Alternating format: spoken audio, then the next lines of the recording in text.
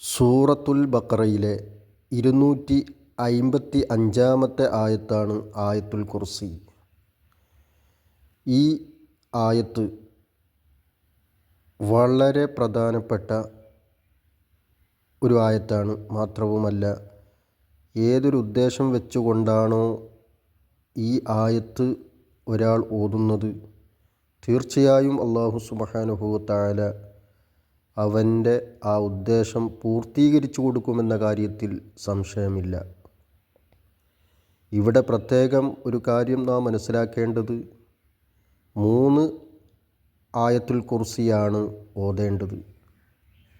3 ആയത്തുൽ കുർസി ഓതുമ്പോഴും അഊദു, ബിസ്മി ഇത് രണ്ടും ഓതണം. അതുമാത്രവുമല്ല, ഈ ആയത്തുൽ കുർസി 3 പ്രാവശ്യം ഓതുമ്പോൾ ഏത് ഉദ്ദേശം വെച്ചുകൊണ്ടാണോ അവൻ ഓതുന്നത്, ആ ഉദ്ദേശം 3 പ്രാവശ്യവും തുടക്കം മുതൽ അവസാനം വരെ അവൻ്റെ മനസ്സിൽ ഉണ്ടായിരിക്കണം എന്ന കാര്യം നിർബന്ധമാണ്. ഈ രീതിയിലാണ് ഒരാൾ ഓതുന്നത് എങ്കിൽ തീർച്ചയായും അവൻ്റെ ഉദ്ദേശം അല്ലാഹു സുബ്ഹാനഹു വ തആല പൂർത്തീകരിച്ചു കൊടുക്കും. അക്ഷരത്തെറ്റില്ലാതെ ശ്രദ്ധയോടെ ഓതണം എന്ന കാര്യം ശ്രദ്ധിക്കേണ്ടതുണ്ട്.